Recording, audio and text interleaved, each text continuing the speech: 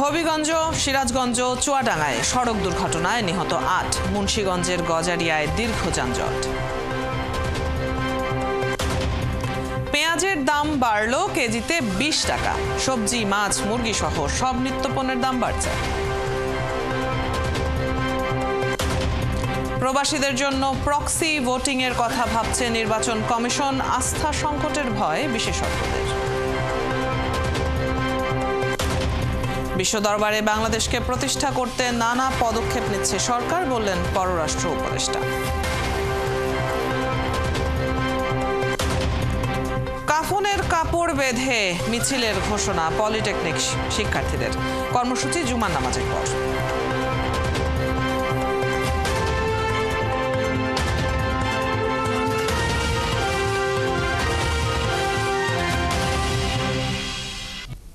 স্বাগত সংবাদ সংযোগে, সাথে আছি আমি রুবাইয়া তদিতি। শুনছিলেন প্রধান শিরোনাম, এবারে পুরো খবর।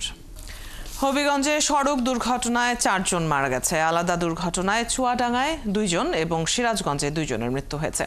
এছাড়া মুন্সিগঞ্জে গজারিয়ায় রড বোঝাই ট্রাক উল্টে ঢাকা চট্টগ্রাম মহাসড়কে যান চলাচল ব্যাহত হয়। যানজটের কারণে ১.৫ ঘন্টা ওই সড়কে যান চলাচল বন্ধ ছিল। চাহিদার বিপরীতে সরবরাহ কম থাকায় সবজি, মাছ, মুরগি, পেঁয়াজ সহ এক সপ্তাহের ব্যবধানে ঢাকার বাজারে বেড়েছে প্রায় সব ধরনের নিত্যপণ্যের দাম। প্রায় সব ধরনের সবজির দাম বেড়েছে কেজিতে অন্তত ২০ টাকা। ক্রেতারা বলছেন, দাম বাড়ার পেছনে ব্যবসায়ীদের কোনো কারসাজি আছে কিনা বাজার মনিটর করে তা খুঁজে দেখা উচিত। রহিম রুমনের প্রতিবেদন।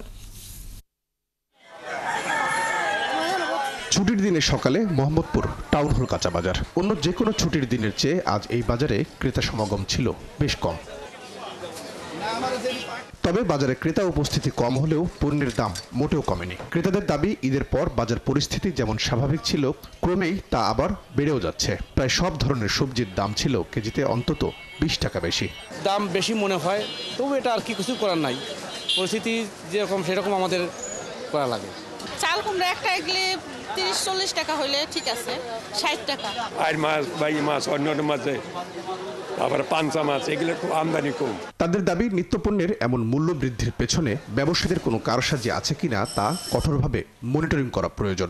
ঈদের আগে বেশ কিছু জিনিসের দাম স্টেবল ছিল, আবার কিছু জিনিসের দাম বাড়তে ছিল। যেমন বেগুনের দামটা যেমন গত বছরের তুলনায় স্টেবল ছিল। আমার কাছে মনে হচ্ছে সবজির দামটা একটু বেশি আজকে মনে হচ্ছে, এর মধ্যে তো সবজির দাম আরো কম ছিল।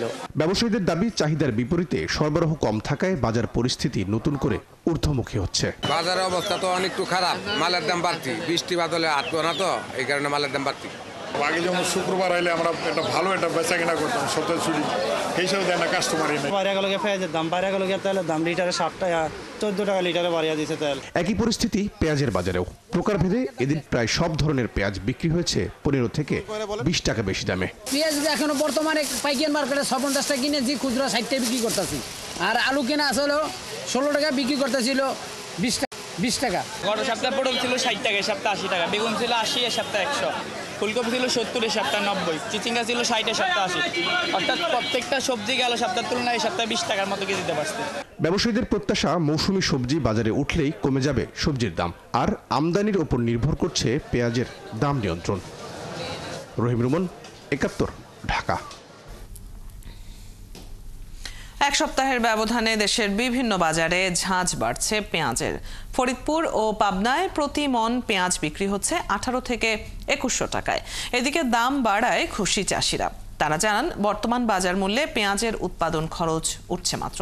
মন প্রতি ৩০০০ টাকায় বিক্রি করতে পারলে লাভ হতো। অন্যদিকে দাম বাড়ার কারণে অসন্তুষ্টি প্রকাশ করেছেন ক্রেতারা। সহকর্মীদের তথ্য ছবিতে প্রতিবেদন। কয়েকদিন ধরেই ফরিদপুরের পাইকারি বাজারে পেঁয়াজের দাম বাড়তি। বাজার ঘুরে দেখা গেছে, সপ্তাহের ব্যবধানে প্রতিমন পেঁয়াজ বিক্রি হচ্ছে ১৮০০ থেকে ২০০০ টাকায়। তবে দাম বাড়ায় খুশি জেলার চাষিরা। তারা জানান, এবছর পেঁয়াজের উৎপাদন খরচ প্রতি মনে ২০০০ টাকা ছাড়িয়ে গেছে। তাই ২৫০০ থেকে ৩০০০ টাকা মন পেঁয়াজ বিক্রি করতে পারলে লাভবান হবেন তারা। ফলন কম হয়েছে, পেঁয়াজ ছোট ছোট হয়েছে, বুঝছেন। আমরা পানি দিতে পারি না, বৃষ্টি হয় না, এই জন্য পেঁয়াজ নরমাল হয়েছে। আমার কাছে খরচ পড়ছে, সেই খরচে আপনাদের পেঁয়াজ নেই। ১৫,০০০, ১৬,০০০ টাকা বীজ গেছে। আর পিএস তো এবার খেতে হয় 1 মন পিএস পরে হলো 2500-2600 টাকা 3000 টাকা বেশি কিছু খাই আমাকে এটা কি সেটা দাম 800 টাকা দেওয়া লাগে। এদিকে ক্রেতারা বলছেন অন্যান্য পণ্যের সাথে তুলনা করলে পেঁয়াজের মূল্য তেমন বাড়েনি। বর্তমান যে বাজার আছে আমাদের, এরকম বাজার থাকলে আমাদের ইনশাল্লাহ বাঁচে থাকা যাবে স্বাভাবিকভাবে। অন্যান্য মালের যেভাবে দাম সেই হিসেবে পেঁয়াজের দাম যেভাবে আছে আর একটু বাড়লেও আমাদের সমস্যা না, আমরা ক্রেতা হিসেবে এতে খুশি। দেশি পেঁয়াজের আরেক বাজার পাবনায় বাজার মূল্য বাড়ায় স্বস্তি প্রকাশ করেছেন কৃষকরা। যা দাম পাইছি মোটামুটি ভালো, কৃষক অনেক লাভবান হয়েছে। এবার মনে করেন যা পাচ্ছি এই বাজারটা থাকিয়ে গেলে আমার লস আসবে না। কমপক্ষে 2000 টাকার উপরেও লাগবে, 2500 দাম হলে তো আগে কৃষক বাঁচে। পিজের দিক আপনারা যদি কমান তাহলে তো সব দিকে আপনাদের বিবেচনা করা দরকার, যে না সারেও একটু কমাই কি কৃষক হলে একটু বাঁচুক। একই সাথে সরকারকে কৃষি পণ্যের দাম কমানোর দাবিও তোলেন তারা। আবার দাম বাড়লেও এই দামে পণ্য কিনতে পেরে সন্তুষ্টি প্রকাশ করছেন ক্রেতারা। খুচরা ক্রেতা হিসেবে 50-60 টাকা সারা বছর থাকলে এটা আমাদের জন্য সহনীয় হয়। ইনশাল্লাহ 1900 টাকার কিনেছি, খুশি আছে, বাজার অনুসারে ঠিকই আছে। 2600 টাকা হলে পরে মনে করেন যে কোন মতন চলে আর কি, আবার কিনে খাওয়ার তো বোঝা লাগবে। বর্তমান যে বাজারটা আছে এটা ঠিকই আছে বাজার, এই বাজারটা থাকলে আমরাও বাঁচবো, গাড়িস্থ মাছ। এবছর পাবনায় 53,150 হেক্টর জমিতে পেঁয়াজের আবাদ হয়, যার মোট ফলন ধরা হয়েছে 7,82,532 মেট্রিক টন। শারমিন স্বপ্না, 71। শুক্রবার ছুটির দিনে সারা দেশের বাজারগুলোতে সরবরাহ থাকলেও সব সবজির দাম আবারও বেড়েছে। 80 টাকার নিচে কোনো সবজি নেই, তবে শসা ও টমেটোর দাম এখনো নাগালের মধ্যে। এছাড়া মাছ মাংস বাড়তি বিক্রি হচ্ছে বাড়তি দামেই। এই অবস্থায় বাজার মনিটরিংয়ের জোর দাবি জানিয়েছেন ক্রেতারা।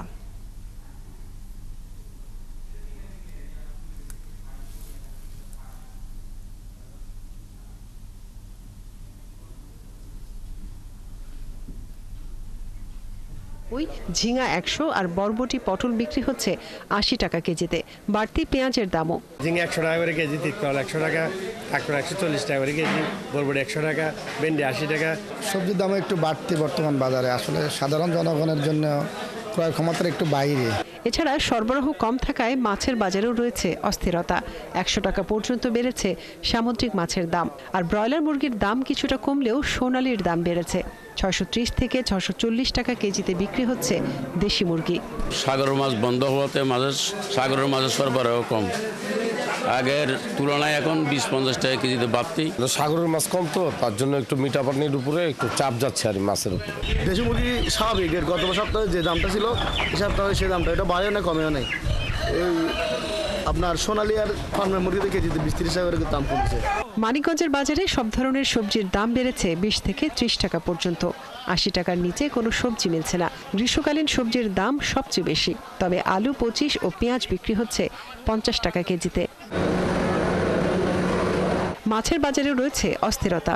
বড় আকারের ইলিশ বিক্রি হচ্ছে 1800 থেকে 2000 টাকায়, আর মাঝারি ইলিশ 1200 থেকে 1400 টাকা। অন্যান্য মাছের দামও বাড়তি।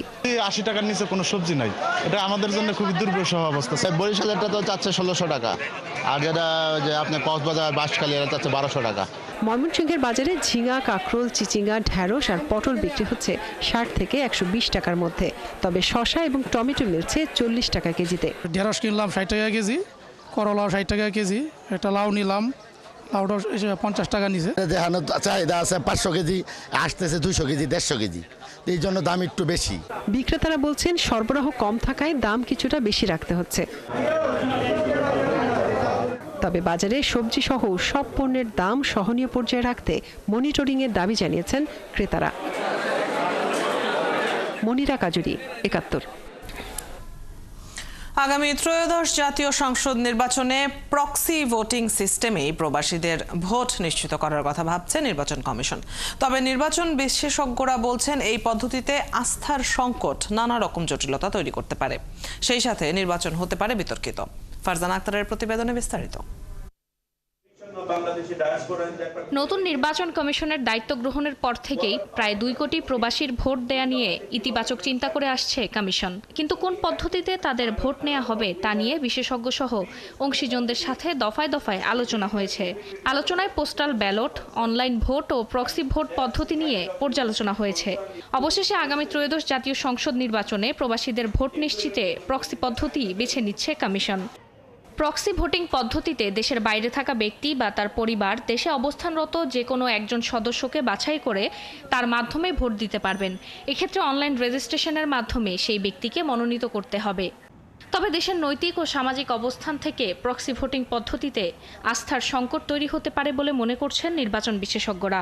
আমাদের দেশে আসলে কি হয়, একটা ফ্যামিলির মধ্যে দেখা যায় যে একাধিক দলের লোক আছে, ইভেন ছেলে আর বাবা দুইজন দুই পক্ষেই দাঁড়ায়, এরকমও হয়। মেয়ের জামাই আর এক পক্ষে, শ্বশুর জামাই আর একদিকে, মানে পুরো ফ্যামিলির মধ্যেই তারা বিভিন্ন দল বিভিন্ন পাত থেকে সমর্থন করে। আমাদের সামাজিক যে প্রেক্ষাপট, আমাদের নৈতিক যে অবস্থান, আমাদের পলিটিক্যাল যে সংস্কৃতি, সব কিছু মিলায়ে এই সময়ে ঠিক প্রক্সি ভোটটা কতটা কার্যকর হবে বলা খুব মুশকিল। সেই সাথে দ্বিতীয় কোনো ব্যক্তিকে মনোনীত করার প্রক্রিয়াটি অনেক ভোটারের জন্যই জটিল হতে পারে বলে মনে করছেন এই বিশেষজ্ঞ। প্রবাসে প্রায় 2 কোটির কাছাকাছি মানুষ কাজ থাকে, আবার দেশের মধ্যে প্রায় 15-25 লক্ষ লোক এই নির্বাচনে কাজে থাকে। তারাও কিন্তু নির্বাচনের দিনে দেশে থাকার পরও তারা তাদের ভোটটা দিতে পারে না। মানে সেই দিকটাও দেখা দরকার যে প্রবাসীর সাথে সাথে যারা নির্বাচনের দায়িত্ব পালন করছে তারাও জানে নির্বাচনের দিন ভোট দিতে পারে। পোস্টাল ব্যালটকে সহজীকরণ করা যেতে পারে। অনলাইন, পোস্টাল ও প্রক্সি এই 3 পদ্ধতি নিয়ে পর্যালোচনা করতে এর আগে ঢাকা বিশ্ববিদ্যালয় বুয়েট সহ দেশের প্রযুক্তি বিশেষজ্ঞদের সাথে কর্মশালা করে নির্বাচন কমিশন। আগামী ত্রয়োদশ জাতীয় সংসদ নির্বাচনে প্রবাসীদের ভোটদানে প্রক্সি ভোটিংয়ে যেতে চাচ্ছে নির্বাচন কমিশন। তবে নির্বাচন বিশেষজ্ঞরা বলছেন প্রক্সি ভোটিংয়ে গেলে বিতর্কিত হতে পারে নির্বাচন ব্যবস্থা, আর তাই প্রক্সি ভোটিংয়ে না যেয়ে অন্য কোনো বিকল্প পদ্ধতি নেয়ার পরামর্শ বিশেষজ্ঞদের। ফারজানা আক্তার, 71, ঢাকা। 6 দফা দাবি আদায়ে মাথায় কাফনের কাপড় বেঁধে গণমিছিল করছেন তেজগাঁও পলিটেকনিক ইনস্টিটিউটের শিক্ষার্থীরা। গণমিছিলের খবর রাখছেন সহকর্মী মাইনুল মারুফ, সরাসরি যুক্ত হচ্ছি তার সাথে। মাইনুল, গণমিছিল কি শুরু হয়েছে কিনা এবং আজ আরো কোনো দাবি নিয়ে তারা রাস্তায় নেমেছেন কিনা, কোনো কর্মসূচি আছে কিনা এছাড়াও জানতে চাই।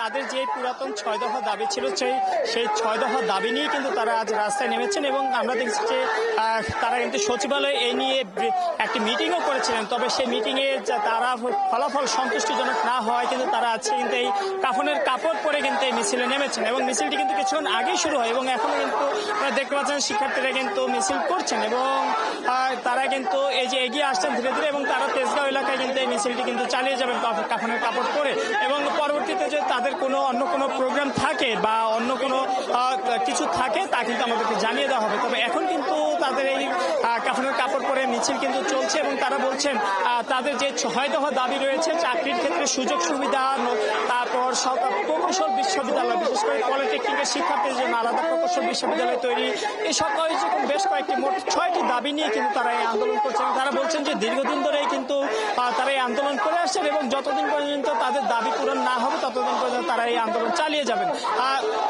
আমি যদি শিক্ষার্থীদের যে 6 দফা দাবি তা যদি আমি স্পেসিফিকভাবে বলি বা আলাদা করে যদি বলি তাহলে তার মধ্যে আছে জুনিয়র ইনস্ট্রাক্টর পদে ক্রাফট ইনস্ট্রাক্টরদের 30% প্রমোশন কোটা অনতি বিলম্বে বাতিল করতে হবে, শিক্ষাগত যোগ্যতা বাধ্যতামূলক ডিপ্লোমা ডিগ্রি থাকতে হবে, ক্রাফট ইনস্ট্রাক্টরদের দেশের কারিগরি সব পদে কারিগরি শিক্ষায় শিক্ষিত জনবল নিয়োগ দিতে হবে। এছাড়া রয়েছে পলিটেকনিক্যাল সকল জেলায় আলাদা প্রকৌশল বিশ্ববিদ্যালয়, বিশেষ করে পলিটেকনিকের শিক্ষার্থীদের জন্য নির্মাণ এবং শিক্ষক পদ নিয়োগের ক্ষেত্রে কিছু দাবি দেওয়া তাদের আছে, পাশাপাশি ন্যূনতম বেতন স্কেল নির্ধারণের কিন্তু একটি দাবি রয়েছে। এরকম মোট 6টি দাবি নিয়ে কিন্তু আমরা দেখেছি গত কয়েকদিন আগেই কিন্তু তারা রাস্তা অবরোধ করেছিল এবং দীর্ঘ সময় কিন্তু রাস্তায় তারা অবস্থান নেয়। তারপর তাদের সাথে সচিবালয়ে একটি বৈঠক হয় সরকারের সাথে, তবে সেই বৈঠকে তারা সন্তুষ্টিজনক কোনো উত্তর পাননি সরকারের কাছে। এর ফলে কিন্তু তারা আবারও কিন্তু আজ রাস্তায় নেমেছেন এবং তারা কিন্তু আজ কাফনের কাপড় পরে ঠিক জুমা নামাজের পরপরই তারা বেরিয়ে আসেন মসজিদ শেষ করে, নামাজ শেষ করে, এবং কাফনের কাপড় পরে কিন্তু এই মুহূর্তে ঢাকা পলিটেকনিকের সামনে থেকে মিছিল শুরু করেন এবং এখন কিন্তু তেজগাঁও এলাকায় কিন্তু তারা তাদের সেই কাফনের কাপড় পরে সেই মিছিল কিন্তু তাদের চলছে এবং তারা আমাদের যেমনটা জেনেছেন তাদের দাবি আদায় না হওয়া পর্যন্ত কিন্তু তারা তাদের মিছিল কিন্তু চালিয়ে যাবেন। আজকে আমাদের দাবিগুলো হলো, কালকে আমাদের যে এসি রুমে ডেকে বৈঠক করা হয়েছে, আমাদের কোনো আশ্বাস দেয়নি তারা, এবং আমাদের যে সঠিক যে সিদ্ধান্তটা নেওয়ার কথা তাদের কোনো মূল্যবোধ কোনো সঠিক সিদ্ধান্ত নেয়নি এবং তারা আমাদের সাথে বসার কথা ছিল শিক্ষা উপদেষ্টা, কিন্তু আমাদের সাথে বসছে মাদ্রাসা বোর্ডের কমিটি। এজন্য আমরা তাদের এই দাবিকে আমাদের দাবিকে উত্থাপন করার জন্য আজকে আর কোনো কর্মসূচি আছে কিনা? আজকে আমাদের আন্দোলন কর্মসূচি আমাদের 86 সালের যে কাফনের যে কর্মসূচি করা হয়েছিল সেটার পরিপ্রেক্ষিতে আজকে আমাদের এই কর্মসূচিটা অনুষ্ঠিত হচ্ছে এবং পরবর্তীতে আরো কঠোর কর্মসূচি আমরা দিব। আমাদের যদি কোনোভাবে আমাদের যদি দাবি মানা না হয়, আরো কঠোর থেকে কঠোরে অবস্থানে আমাদের ঢাকা পলিটেকনিক ইনস্টিটিউট সহ বাংলাদেশে যতগুলি পলিটেকনিক ইনস্টিটিউট রয়েছে সকল পলিটেকনিক ইনস্টিটিউট আমরা একযোগে আরো কঠোর হব, কঠোর থেকে কঠোর অবস্থানে যাব। ধন্যবাদ। যেমনটা বলছিলেন যে তারা যদি তাদের দাবির যদি একটি যৌক্তিক সমাধান না পান, দাবি আদায়ের বিষয়ে তাদের যদি দাবি আদায় যদি না হয় ঠিক তাদের চাওয়া অনুযায়ী, তাহলে কিন্তু তারা আরো কঠোর কর্মসূচিতে যাবেন। এবং আমরা দেখেছি যে গত 16 তারিখ তারা কিন্তু একটি রাস্তা অবরোধের মতো কর্মসূচি দিয়েছিল এবং তারা বলছেন তাদের দীর্ঘদিনের চাওয়া পূরণ না হয় কিন্তু তারা এরকম কর্মসূচি দিয়েছেন এবং তারা বলছেন যে যদি সরকার এই দাবি যদি অনতিবিলম্বে যদি পূরণ না করে, দাবি যদি আদায় না হয়, তাহলে তারা এই আন্দোলন চালিয়ে যাবেন এবং তারা আরো কঠোর থেকে কঠোর কর্মসূচি দেবেন। এবং আমরা দেখছি যে আমরা ওই দিন শুধু যে ঢাকা পলিটেকনিক শিক্ষার্থীরা যে এখানে আন্দোলন করেছেন এমনটা নয়, তাদের সাথে কিন্তু একতা প্রকাশ করে কিন্তু ঢাকার বাইরেও বিভিন্ন পলিটেকনিক ইনস্টিটিউটের শিক্ষার্থীরাও কিন্তু আন্দোলনে যোগ দেয় এবং বিভিন্ন সড়ক মহাসড়ক কিন্তু অবরোধ করে এবং আজও কিন্তু তাদের সেই কর্মসূচি চলছে। তারা আজ এখন পর্যন্ত সড়ক অবরোধের কোনো কর্মসূচি না থাকলেও তারা বলছেন যদি তাদের দাবি দেওয়া যদি মানা না হয় তারা আবারও কঠোর কর্মসূচির দিকে যাবেন এবং তারা তার দাবি আদায় করে কিন্তু তাদের ফিরবে এবং এখন পর্যন্ত কিন্তু তাদের আন্দোলন কিন্তু চলছে এবং তারা কিন্তু কাফনের কাপড় পরে কিন্তু মিছিলও করছেন এবং তারা যেমনটা জানিয়েছেন যদি তাদের যে সকল 6টা দাবি রয়েছে সেই দাবি তাদের আদায় না হবে তারা আমাদের মোট 6টা দাবি। অবৈধ ক্রাফট ইন্সট্রাক্টরদের আইনানুগ ব্যবস্থা নেওয়া হবে এবং হাইকোর্টের যে রায় দেওয়া হচ্ছে রায় প্রত্যাহার করা লাগবে। আমাদের কারিগরি সকল শিক্ষা ইংরেজি ভার্সনে দেওয়া লাগবে এবং 3 নম্বর দফা হচ্ছে সকল ডিপ্লোমা ইঞ্জিনিয়ারিং সার্ভেয়িংদের 10ম গ্রেড বাস্তবায়ন করা হবে। যতদিন পর্যন্ত 10ম গ্রেড বাস্তবায়ন করা হবে না ততদিন পর্যন্ত আমাদের কঠোর আন্দোলন চলবে এবং আমাদের বিশ্ববিদ্যালয় একটাই, আরো নতুন 4টা বিশ্ববিদ্যালয় দেওয়া লাগবে এবং আমাদের 6 দফার সকল দাবিগুলো না মানা হওয়া পর্যন্ত কঠোর আন্দোলন চলবে ইনশাল্লাহ। সাথে সচিবালয়ে একটি বৈঠক হয়েছিল, বৈঠকে কি হলো? আমাদের সিনিয়রকে সচিবালয়কে ডেকে নিয়ে আসছিল কিন্তু তারা আমাদের সাথে নাটকীয় ব্যবস্থা করে। আমাদের বৈঠকে সচিবালয় কেউ আসেনি, আমাদেরকে বৈঠকে নিয়ে যায় কিন্তু তাদের উপস্থিত আসার কথা ছিল কিন্তু তারা আসে নাই, কেউ আসেনি, আমাদের সাথে কোনো বৈঠক করেনি। তার জন্য আমরা চরম আন্দোলনে নেমেছি। আপনি যেমনটা বলছিলেন তারা তাদের যে 6 দফার দাবি তাকে কিন্তু এইমাত্র তুলে ধরলেন এবং তারা বলছেন যে বৈঠক হয়েছে তারা শিক্ষা উপদেষ্টাকে আশা করেছিলেন তাদের বৈঠকে বসে থাকবেন, কিন্তু সেখানে শিক্ষা উপদেষ্টা আসেনি এবং সেই কারণে তাদের দাবি পূর্ণতা পাবে কিনা এ নিয়ে তাদের সন্দেহ রয়েছে এবং সেই কারণে কিন্তু তারা তাদের কর্মসূচি চালিয়ে যাওয়ার ঘোষণা দেয় এবং আমরা গতকালই দেখেছি যে ঘোষণা তারা দিয়েছিল এবং আজ কিন্তু তারা সেই ঘোষণা অনুযায়ী আজ কিন্তু তারা যে কাফনের কাপড় পরে যে মিছিল সেই মিছিল কিন্তু তারা এখন করছে এবং তারা এই মিছিল তেজগাঁও এলাকায় করবে, 7 রাস্তা মোড় হয়ে আবারও তেজগাঁওয়ের যে তাদের মূল ভবন যে মূল ক্যাম্পাস সে মূল ক্যাম্পাসে ফিরে আসবে এবং আপনি দেখতে পাচ্ছেন যে কাফনের কাপড় এবং কেউ কাফনের কাপড় মাথায় বেঁধেছেন, কেউ পুরো শরীর জুড়ে কিন্তু কাফনের কাপড় পরেছেন এবং এইভাবেই কিন্তু তারা তাদের আন্দোলন এবং তাদের যে মিছিল আজকে তারা কিন্তু তা চালিয়ে যাচ্ছেন এবং এই মিছিল তারা ততক্ষণ পর্যন্ত তাদের এই আন্দোলন চলবে বলে জানিয়েছেন যতক্ষণ না পর্যন্ত তাদের দাবি দেওয়া আদায় হয় এবং সে তাদের যে দাবি দেওয়া ছিল সেই দাবি দেওয়া কিছু নাই বলছেন। তারপর আমি যদি একটু বলে দিই যে তাদের শিক্ষক নিয়োগের ক্ষেত্রে তাদের এখানে কিছু ঝামেলা আছে বলে তারা বলছিলেন, তাদের উপযুক্ত শিক্ষক পাচ্ছেন না, যে তাদেরকে শিক্ষক হিসেবে নিয়োগ দিচ্ছে তারাও যথাযথ অভিজ্ঞ নয়। এছাড়া তারা প্রকৌশল বিশ্ববিদ্যালয়ের দাবি চাচ্ছেন বিশেষ করে পলিটেকনিক শিক্ষার্থীদের জন্য প্রতিটি জেলায়, সেই দাবি অনুযায়ী কিন্তু তারা বলছেন যে তাদের সেই দাবি পূরণের সঠিক আশ্বাস বা যে আশ্বাস কিন্তু তারা পাননি এখন তাদের যে 6টি দাবি পূরণ। মাইনুল, আপনার মাধ্যমে আমরা এই গণমিছিলের এখনকার পরিস্থিতি দেখে নিচ্ছিলাম, নিশ্চয়ই আরো খবর আমরা পরবর্তীতেও জানবো। দর্শক, পলিটেকনিক ইনস্টিটিউটের শিক্ষার্থীদের আন্দোলনের খবর নিয়ে সহকর্মী মাইনুল মারুফ যুক্ত ছিলেন এতক্ষণ। জুলাই আগস্টের ঘটনার প্রভাব পররাষ্ট্রনীতিতেও পড়েছে, তবে বিশ্ব দরবারে বাংলাদেশকে প্রতিষ্ঠিত করতে প্রয়োজনীয় পদক্ষেপ নেবে সরকার, বললেন পররাষ্ট্র উপদেষ্টা তৌহিদ হোসেন। ফরেন সার্ভিস ডে 2025 উপলক্ষে রাজধানীর ফরেন সার্ভিস একাডেমিতে আয়োজিত এক অনুষ্ঠানে তিনি এসব কথা বলেন। পররাষ্ট্র উপদেষ্টা আরও বলেন, অনেক লড়াই আড়ালেই করে যেতে হবে। নানা সীমাবদ্ধতার মধ্যেও 1 কোটি মানুষকে বিশ্বব্যাপী সেবা দিচ্ছে বাংলাদেশের মিশনগুলো। এছাড়া তিনি রোহিঙ্গাদের ফেরাতে আন্তর্জাতিক চাপ সৃষ্টির উপরেও গুরুত্ব আরোপ করেন। সকালে ফরেন সার্ভিস একাডেমিতে পতাকা উত্তোলনের মধ্য দিয়ে শুরু হয় এই অনুষ্ঠান। মূল প্রবন্ধ উপস্থাপন করেন কূটনীতিক ও সাবেক রাষ্ট্রদূত হুমায়ুন কবির।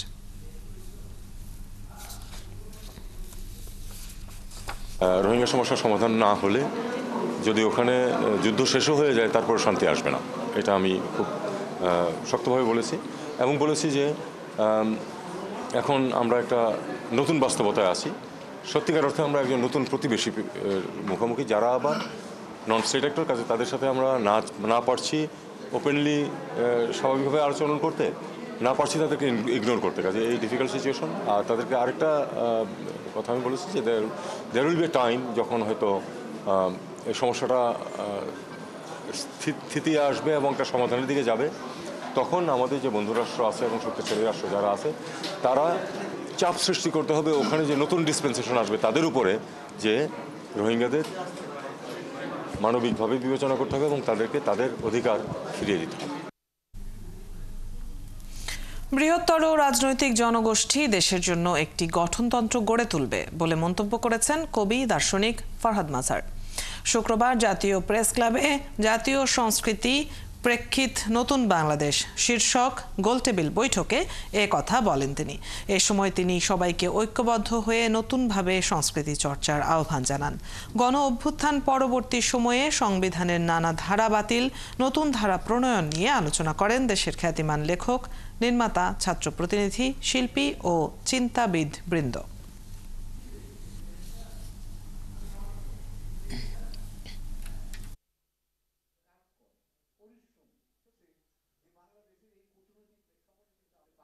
এটা নতুন বাংলাদেশ এবং এই বিশ্ব ইতিহাস হিসেবে প্রবেশ করেছে বলবার জন্য আমি কিন্তু বাংলাদেশ, আমার এই বাংলাদেশের সকলেই আছে, কাউকে বাদ দিয়ে কিন্তু বাংলাদেশ হবে না।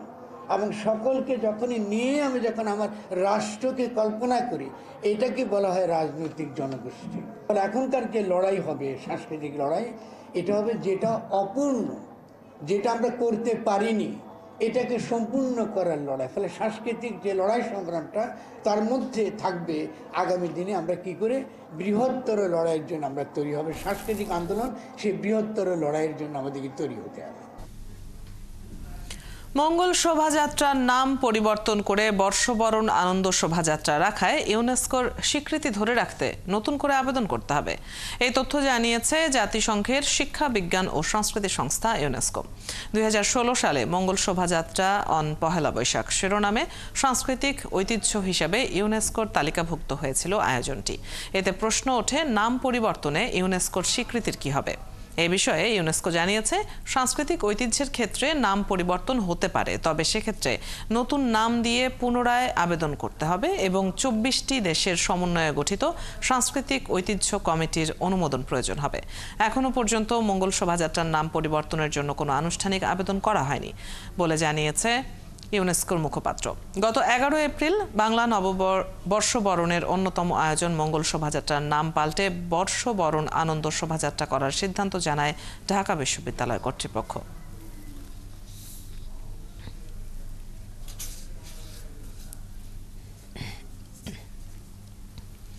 ভারতের ওয়াকফ আইনকে ঘিরে পশ্চিমবঙ্গের মুর্শিদাবাদের সহিংসতা নিয়ে বাংলাদেশি কর্মকর্তাদের মন্তব্য প্রত্যাখ্যান করেছে ভারত। শুক্রবার দেশটির পররাষ্ট্র মন্ত্রণালয়ের ওয়েবসাইটে এই তথ্য জানানো হয়েছে। সম্প্রতি প্রধান উপদেষ্টার প্রেস সচিব শফিকুল আলম পশ্চিমবঙ্গের সাম্প্রতিক সহিংসতায় উদ্বেগ জানান। পশ্চিমবঙ্গ রাজ্য সরকার ও ভারতের কেন্দ্রীয় সরকারের প্রতি মুসলিমদের সুরক্ষা নিশ্চিতে প্রয়োজনীয় পদক্ষেপ নেয়ার আহ্বান জানান তিনি। এরই প্রতিক্রিয়ায় পররাষ্ট্র মন্ত্রণালয়ের মুখপাত্র রণধীর জয়সওয়াল বলেন, বাংলাদেশের সংখ্যালঘুদের ওপর চলমান নির্যাতন উপেক্ষা করে অন্য দেশকে উপদেশ দেয়া এক ধরনের ছলচাতুরি।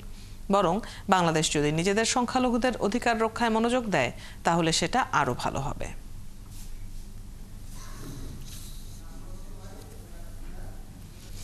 প্রেসিডেন্ট ডোনাল্ড ট্রাম্পের ঘোষণায় বাণিজ্য শুল্ক নিয়ে বড় ধরনের অনিশ্চয়তা তৈরি হলেও এ কারণে বিশ্বব্যাপী মন্দার ঝুঁকি নেই বলে জানিয়েছে আন্তর্জাতিক মুদ্রা তহবিল IMF। আন্তর্জাতিক অর্থনৈতিক সংস্থাটি বৃহস্পতিবার বিশ্ব অর্থনীতি নিয়ে এক পূর্বাভাসে একথা জানিয়েছে। IMF বলছে, বাণিজ্য উত্তেজনা ছড়িয়ে পড়ায় বিশ্বব্যাপী শেয়ারের দাম কমেছে। দেশগুলোর আস্থায় ফাটল ধরার বিষয়েও সতর্ক করে দিয়েছে সংস্থাটি।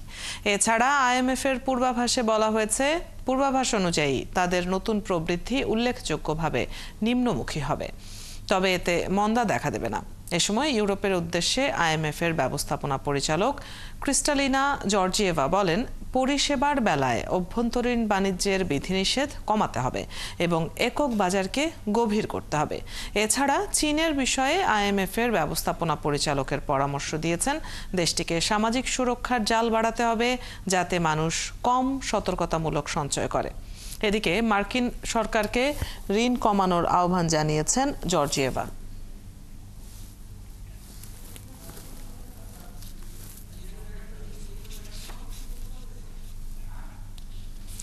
রাশিয়ার প্রেসিডেন্ট ভ্লাদিমির পুতিনের সাথে কাতারের আমির Sheikh Tamim bin Hamad Al থানির বৈঠক হয়েছে। বৃহস্পতিবার মস্কোর ক্রেমলিনে এই বৈঠকে শেখ তামিম জানান, সিরিয়ার নতুন নেতৃত্ব মস্কোর সম্পর্ক জোরদারে আগ্রহী।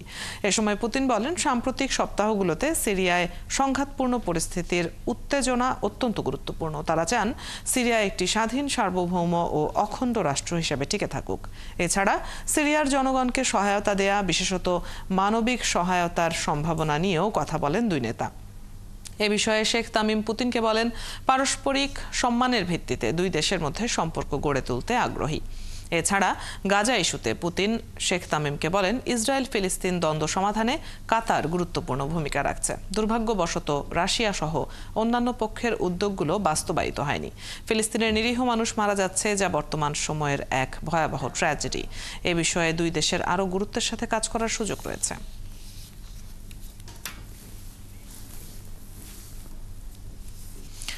ইংলিশ লিগ চ্যাম্পিয়নশিপে হামজার শেফিল্ড ইউনাইটেডের প্রতিপক্ষ কার্ডিফ সিটি। ব্রামাল লেনে ম্যাচ শুরু রাত 10:30টায়। টানা 3 ম্যাচে হারা শেফিল্ড ঘরের মাঠে এবার জয় ফিরতে মরিয়া। প্রিমিয়ার লিগে উঠতে টেবিলের শীর্ষ 2-এ থাকা চাই। 3-এ থাকা হামজার শেফিল্ডের জন্য তাই সামনের 4টি ম্যাচই সমান গুরুত্বপূর্ণ। দুই দলের দেখা হওয়া 46 ম্যাচের মধ্যে সমান 16 জয় দুই দলের। তাই এই ম্যাচে যে জিতবে হেড টু হেডে তারাই এগিয়ে যাবে। পয়েন্ট টেবিলে 22 নম্বরে থাকা কার্ডিফ সিটির এটা রেলিগেশন এড়ানোর মিশন। লিগের প্রথম লেগে কার্ডিফকে 2-0 গোলে হারিয়েছিল ব্লেডরা।